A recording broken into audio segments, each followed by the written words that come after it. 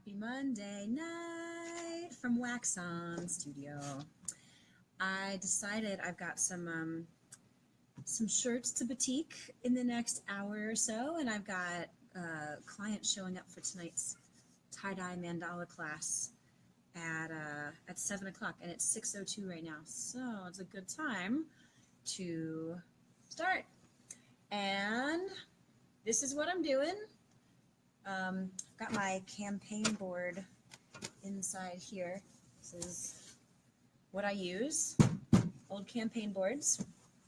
I learned that from the woman who I consider to be my tie-dye mentor and batik mentor.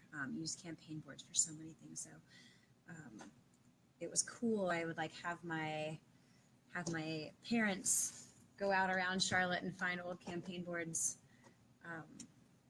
after elections are over, because it's good stuff. So thank you, Tamara, for that tip. This is the underlayer of what I'm doing. I've got a bunch of these Fruit of the Loom white t-shirts, and I know the light is super weird. I'm using just a clip light because the fluorescent overhead is off at the moment.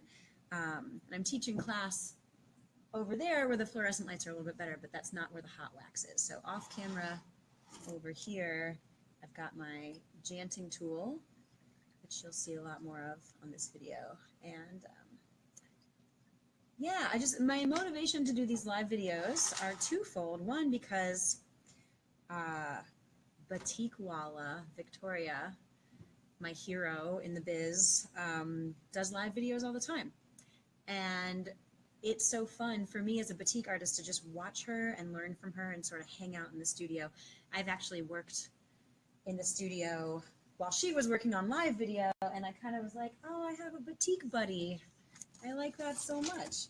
So I figured I will start that. I know she has 4,000 views or something on each one, and I have 0 so far, but maybe someone will pop up. I'll be really excited if one of you decides to pop up. Oh, wait, someone is popped up. Let's see who it is. Nope, they're gone. Maybe someone will come back. Anyway, so I'll just hang out and batik, and people can come hang out with me. So anyway, yeah, I got these Fruit of the Loom white t-shirts, and what I didn't know is that Fruit of the Loom is like not the desired brand because they shrink so much at first washing. And I've been using Gildan sort of exclusively just because I found a really good deal from them. There's a metal worker in the back of the studio banging on his stuff, so hopefully that won't be too distracting. He doesn't do it all the time. Anyway, so now I've got Fruit of the Loom, a little order of long sleeve Fruit of the Looms, and they totes shrink. So these are slim cut, skinny shirts with long sleeves, which is totally fine. Hi, Lila. Thanks, girl. I hope your Halloween costume was good. That's super distracting, loud metal banging, but we're just going to deal with it because that is what happens in an open art studio. So I'm going to move the wax over so you can actually see it. So this is my little crock pot, and I've got my janting tool. Here's what one looks like that's not full of wax. And oh good, Lila liked her Halloween costume. You guys can contact me for custom tie-dyes, She did it. She did it. So the hot wax goes in that top hole there, and it drips out of that bottom hole. And they're made out of metal. These are the nicer ones. These are the real Indonesian ones. They're copper. They're so pretty. I like them a lot. So those are janting tools or chanting tools. And so I just traced the square. So there's a rectangle that I traced there. Just use a piece of cardstock. And so the idea of this pattern is going to be a 2-layer. I'm using these as sort of an experiment to experiment with some color combos. So this is the first layer. Those things that I wax there are going to be white because the shirt is white. And then thanks, Morgan Carmichael, old buddy, for watching. Anyway, this is what we're doing. So the first thing I'm going to do is outline the square. And this is a good warm-up for me, all this talking, because I have a class coming in at 7. I'm going to teach them how to tie-dye some mandalas. And I'm pretty sure it's a class of 4 people, 2 pairs of friends, I think a mother-daughter team, and I'm pretty sure none of them have tie-dyed before. So I'm going to have a lot of talking to do to sort of explain, you know, my favorite stuff with the science behind the dyes, why we use what we use, how to get great results, all that jazz. I'm actually going to be marketing my knowledge and my skills to area summer camps this summer for pre-camp, to sort of help day camps and overnight camps get their tie-dye game going strong. Because I've worked at a couple different places and I've seen it done really well. What's up, GV? And I've seen it done not so well. I'm gonna leave those anonymous and I wanna help. So that is something, if you are running a day camp or know someone who runs an overnight camp or something, bring me in. I can help you up your tie-dye game for sure.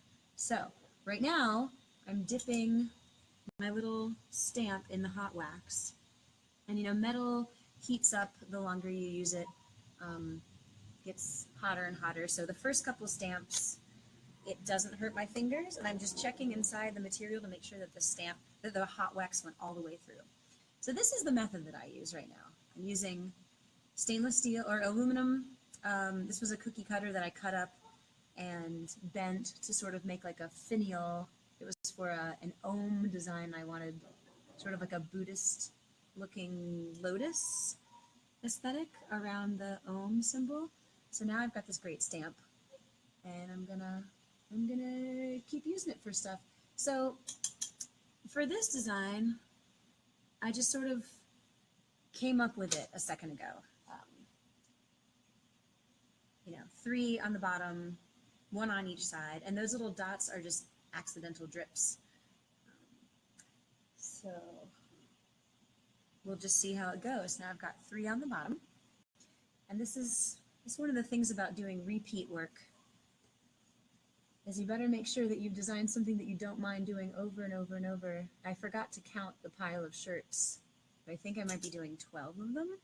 So one and a half down. Oops, I didn't push very hard on that. It's definitely heating up under my fingertips because every time I stick it in here, it gets a little bit hotter. So starting to feel really hot.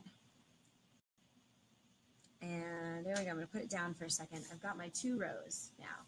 And what I like to do is, so the hot wax goes through the shirt and starts cooling and sticks to the board. So let's see if you can hear it. This is the, yeah, I love it when it pops off of the board. It's so cool. So now I'll do the side pieces.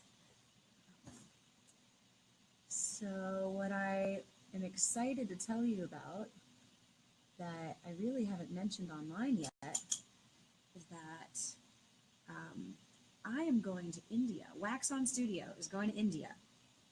To study with a 5th generation batik artist whose page I will link to in the comments.